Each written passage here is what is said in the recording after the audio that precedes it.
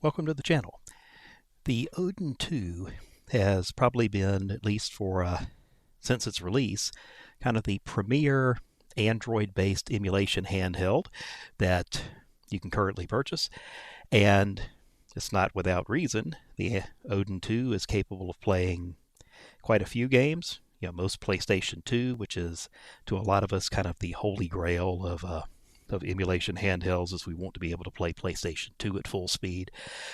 And this is one of the first good handhelds out there that would actually enable you to do that.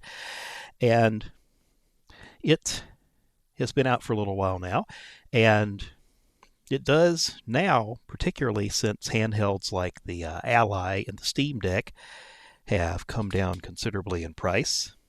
You can get a basic Steam Deck for $350 new. You can get this handheld right here for $399.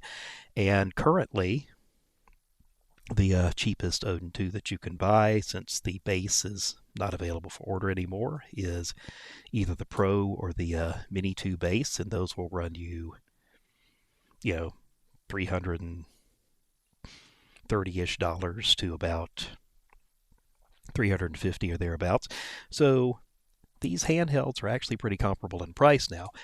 And the question is, well, given that the PC handhelds are a lot more capable in terms of what you can actually run on them, why would you consider the Odin 2 now? And one certainly big factor to consider is, where are you going to use this device? You're going to use the device at home, you're going to use the device on the road, and if you're going to use the device on the road, a pretty important factor is battery life. So what I thought I would do is give the two handhelds here an emulation task and see how long the battery would last doing an emulation of a relatively complicated PlayStation 2 game, Champions of Norath. Well, why that? Because, well, we feature it a lot here, because it's actually one of my favorite PlayStation 2 games. So what we're going to do is we're going to take a look at, first, how does the Odin 2 perform here. So what I've got here, as you can see, I've got Champions of Norath running at the title screen. You might say, why the title screen rather than playing the game? Well, the title screen actually is fairly difficult for the handhelds to render. A lot of weaker handhelds trip up on this because it's constantly running this three-dimensional background. So it's actually using some horsepower here. I've had this sitting on for a while. My Odin's getting kind of warm, actually. So what I did was, kind of the parameters of this test is, we ran this title screen of Champions of Norath for 1 hour.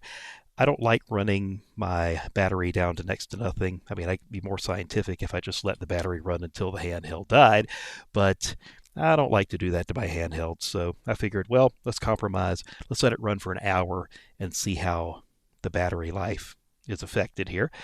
So we run Champions of Norath for an hour.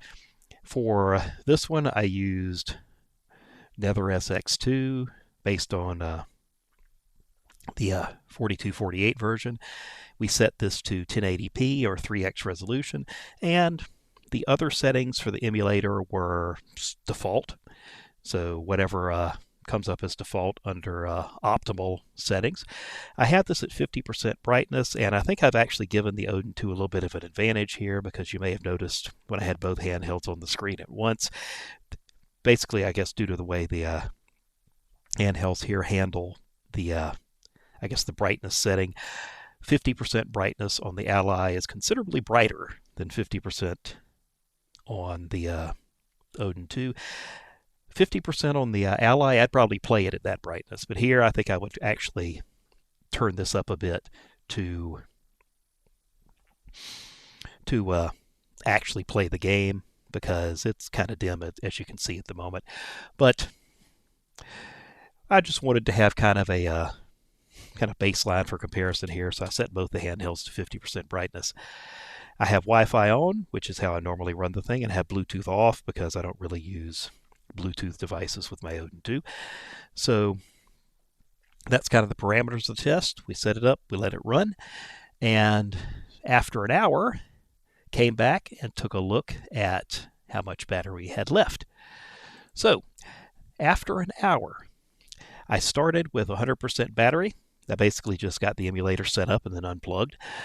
And after running for a good solid hour, the battery at the test end was 85%. And essentially what that means is, under these conditions, assuming the battery drains linearly, which is probably not a perfect assumption, but with that assumption, we're going to roughly get about 6 hours and 40 minutes to drain the battery. And we should probably cut that time down a little bit just because of the brightness factor here. I think realistically we would use this at a higher brightness. But what you can see is you can get a lot of PlayStation 2 playtime out of this, because this is a more difficult game to run. Lighter games will use less power. So when people talk about, hey, I can charge my Odin and play all day, well, they're not really kidding, because this thing in terms of battery is kind of a powerhouse device. Yeah, you can play your PlayStation 2 for pretty much as long as you want to. So now what we're going to do here is compare to the Ally. So we'll pull the Ally back out. And again, you probably notice it's a bit brighter here. So again, I would try the test again and turn the brightness up on the Odin, but you'll see the results here that it probably is not going to make much difference. So the test parameters for the Ally are pretty much the same. So we're going to run this title screen animation of Champions of Norrath for an hour. We're using the PCSX2 emulator with, again, pretty well default settings. I don't remember if I even changed it or not, but I'm using the OpenGL renderer here because that usually seems to work better on this device. And I have this set to 3x resolution, and all of the other settings on the PCSX2 emulator are as default. So nothing special done here. I'm using 50% brightness, and I'm currently using the 15 watt setting here. And the reason I'm using 15 watt is for this particular game, that's the setting you need to use to play the entire game smoothly. Now, I realize I'm being a little unfair to the Ally here, because there are no settings that allow the Odin 2 to play Champions of Norrath completely smoothly. It will fail miserably in some areas. But, well, and that's probably due to the state of the emulator. The emulator is a lot more updated on the PC side of things. So, but I chose 15 watts for my test here. And again, Wi-Fi on, Bluetooth off, which is how I usually use the Ally anyway. So, how does the Ally fare on this test? Battery at the test start was 100%. And at the end of the test, after 1 hour, the battery had gone down to 50%. So, doesn't take too much math here to see where this is going. At 50% use per hour, that gives us 2 hours of gameplay on the Ally. So I really think one reason that people kind of say, oh yeah, I really like my Odin because of the battery life, is because when you compare to a device like this, even though I admittedly stacked the deck a little bit in favor of the Odin, it's still a huge difference. And changing the parameters of the test isn't going to really change the results all that much. You will still have a lot more battery life doing PlayStation 2 emulation on the Odin 2 than you will on the Ally. Now, so these are somewhat comparably priced handhelds these days. This is the Odin 2 Pro and the Ally. So some final thoughts about this. Well, one big reason you would get an Odin 2 is if you travel a lot. If you're going to be away from a power outlet and you want to emulate, there aren't many devices that will do better than the Odin 2 for that. because you can essentially play a long time. Even if I turn the brightness up here, I'm not going to cut the battery life down by not that much. Even if I lose an hour, I still have about 6 hours of gameplay without ever having to look at a power outlet. Whereas the Ally here, now, to be fair, I can actually lower the TDP on the Ally for most games that aren't Champions of Norath. So, for example, I tried out Star Ocean 2 Star Ocean 3, and I actually lowered it to 7 watts, which is the lowest it will go on the Ally, and I was able to play the game just fine at 60 frames per second. So, you can turn this down, and of course, the lower your wattage here, the longer the battery is going to last. So instead of getting 2 hours here, I could get closer to 3 or 4. But still, you can do the same kind of thing with the Odin and still play all day.